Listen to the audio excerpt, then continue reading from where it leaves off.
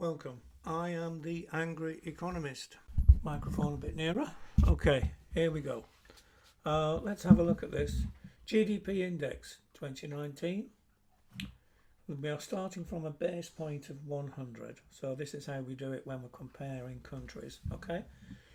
UK versus Eurozone. Okay, so we've got UK growth and Eurozone growth. And I've also got an additional 1% added for each year of growth, because today we've been getting messages that there's been 6%, 7%, 8% growth missing from UK figures as a result of Brexit. Okay. Now, although we voted to leave in 2016, we didn't actually leave until, well, Boris got in, and we might be talking about 2019 here, not 2020 when he got in. Doesn't matter, because as you can see, COVID was massive, and that had a massive impact on the UK economy, and more so than the European or the Eurozone or the European Union. Very much the same figures. Okay, so Eurozone, if you follow my arrow, orange, we go down from the base of 100. We're starting the same starting point as Germany, and Germany in the orange, they go down to what, 94 basis points during COVID. Then they recover by 2021, and then they make steady growth, if not very impressive growth, after that. Very much the same story with the UK. We've got a massive, we're in the blue here, we've got a massive fall, much bigger fall than Germany.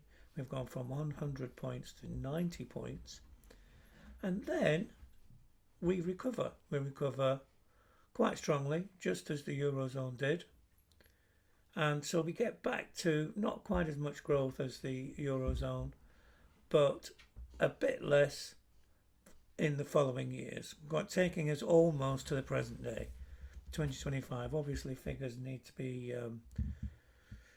be put together, and we haven't got 2026 yet, because it's not even over yet, not even half over.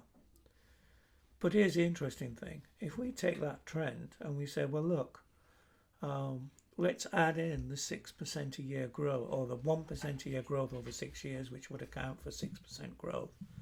Let's put that in, and this is the dotted line. Yeah, UK suffered more in 2020, again, COVID, not Brexit. By 2021, we would have been equally growing with the Eurozone, okay? Then after that, of course, we would outstrip the rest of the Eurozone and grow to, what, 112, 113 basis points by 2025. In other words, a yawning gap growing between Britain and the rest of Europe. Well, how crazy would that be? If we stayed in the Eurozone, we would presumably have grown very much like the Eurozone, in fact, more or less as we've grown since we left. So what happened? Why do we have this 6% figure that the Guardian and the BBC are promoting as truth and fact? And you get people like Mathew Wright telling us on the radio, oh, I've got the figures and I know that the UK should have grown by 6%. Well, of course, this is all made up. These figures are made up. And the reason why we get to this particular figure is because it's not even the Eurozone that the protagonists behind the BBC loudspeaker and the Guardian loudspeaker, the protagonists have used 33 different countries. I don't know which countries they're using. I'm not going to give it the time of day. It's a load of claptrap. The fact is that the UK has grown pretty well the same as the Eurozone since Brexit, since we implemented Brexit. And any difference, it will not be down to the fact that we've left the Eurozone. It'll be down to other factors, which we can discuss another time maybe.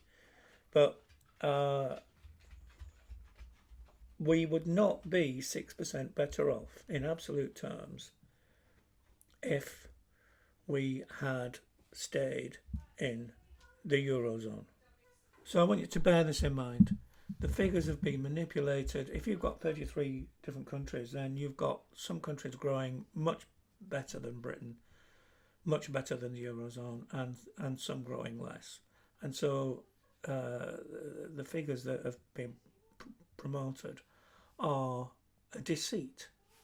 And so I think this should be exposed, because I can do this with Grok. I got Grok to make this graph for me. There's nothing wrong with it. I have not manipulated any figures. I've asked for UK actual growth figures and Eurozone actual growth figures, okay? And then I've put in this hypothetical 1% growth each year. It just shows that the propaganda machine is still working. People think that leaving the Eurozone or Europe has been a disaster. I can assure you it isn't. And I can assure the likes of Mathew Wright that he doesn't know what he's talking about. He's just a guy with a chat show on a radio, just like James O'Brien. And his interview with John Redwood this morning was absolutely atrocious. He was dismissive, arrogant, talked over John Redwood, wouldn't listen to anything he said, and insisted that this 6% figure was a real figure. That's Mathew Wright we're talking about. No, it was wrong, wrong, wrong. It is wrong. So let's get the real figures. If we're talking about being back in the Eurozone, then let's talk about what the difference would be between being in the Eurozone and out of the Eurozone. Not some made up 33 countries that are suddenly presented to us, and our growth rate being assessed against this arbitrary 33 countries.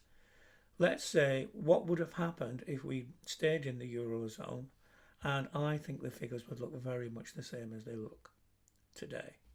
There wouldn't be an extra 6% growth.